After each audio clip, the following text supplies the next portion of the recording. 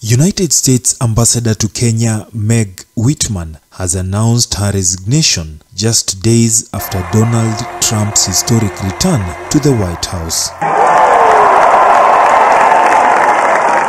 Whitman's tenure has been anything but quiet, drawing praise from some quarters and fierce criticism from others. I want to tell a rogue ambassador, leave Kenyans alone.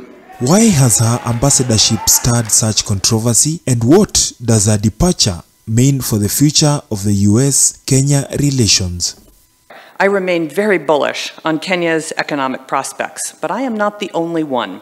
Many of you may have seen the article in Bloomberg. Bloomberg is a world leader in business reporting that touted Kenya as the Singapore of Africa in the June 2023 article.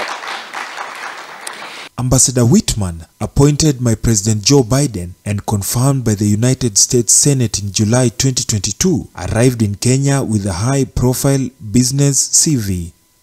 She had previously helmed Silicon Valley giants, serving as the CEO of eBay and Hewlett-Packard, and had even made an ambitious bid for the California governorship in 2010. Her appointment was a statement for strategic focus on economic partnerships, reflecting Biden's vision of a new business-oriented US approach to Africa. From the outset, Whitman's approach in Kenya resembled that of a corporate CEO more than a conventional diplomat. Kenya has attracted significant foreign direct investment and is, as I said, the leading destination for startup capital on the continent. As I said, on a pure startup capital basis in dollars, Kenya leads the continent. Her time in Nairobi was marked by unprecedented rapport with Kenyan President William Ruto, with whom she shared a striking camaraderie. But Whitman's boldness often spilled over into Kenyan politics, raising eyebrows among opposition leaders and sparking a wave of public debate. Whitman's tenure has been defined by both notable achievements and contentious moments. Supporters argue she brought valuable economic insights to the US-Kenya relationship, championing commercial partnership, securing trade agreements, and working to enhance visa policies for Kenyans. Her business acumen aligned with Kenya's ambition to position itself as a regional tech hub, particularly as the US sought to counter China's influence in the region. However, Whitman's outspoken support for President Ruto led critics to accuse her of meddling in Kenya's political affairs. Tensions boiled over in the 2022 presidential election when Whitman publicly welcomed the results, which had been disputed by opposition leaders. I arrived in Kenya days before the August 22 general elections.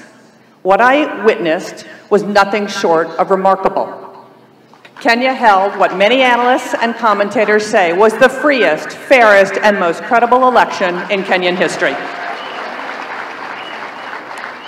The elections were observed by international and local election organizations, and the results were upheld by the Kenyan Supreme Court, and power was transferred orderly and peacefully at the time.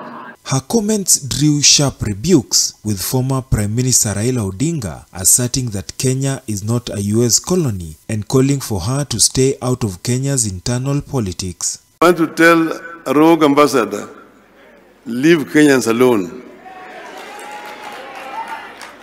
If Mandamano can lead to a dialogue between Ichung'wah and Kalonzo, everything is good with Mandamano. Tell the rogue ambassador, Kenya is not United States. Kenya is not a colony of United States. Her remarks at the devolution conference in Eldoret further strained relations as Whitman appeared to align herself with the Ruto administration amid rising concerns over Kenya's economic trajectory. Critics saw this as a breach of diplomatic neutrality, accusing her of undermining democratic tenets by openly siding with the government. Whitman's resignation came in the wake of Donald Trump's election as the 47th president, sparking speculation about her future under the new administration. Known as a Biden appointee and a Democratic donor, Whitman may have anticipated her recall under a Trump presidency, which could explain her decision to step down now. Kenya's opposition leaders were quick to express relief at her departure, with some hoping Trump will send an envoy who aligns more closely with their expectations. Leaders like Kalonzo Musyoka, Eugene Wamalwa, and Martha Karua are pushing for a non-partisan ambassador who will prioritize balanced diplomacy over favoritism. Whitman's legacy in Kenya underscores the delicate balance required of any US ambassador here.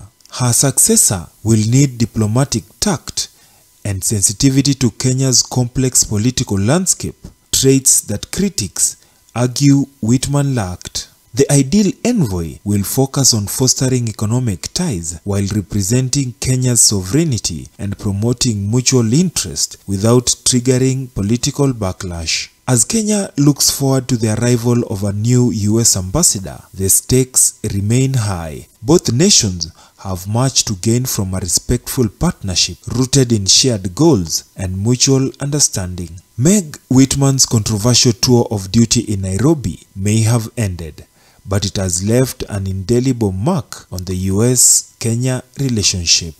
Will the next envoy bring the diplomacy Kenya needs, or will we see a repeat of Whitman's polarizing approach? Only time will tell. I arrived in Kenya days before the August 22 general elections. What I witnessed was nothing short of remarkable. Kenya held what many analysts and commentators say was the freest, fairest, and most credible election in Kenyan history. The elections were observed by international and local election organizations, and the results were upheld by the Kenyan Supreme Court, and power was transferred orderly and peacefully at the time.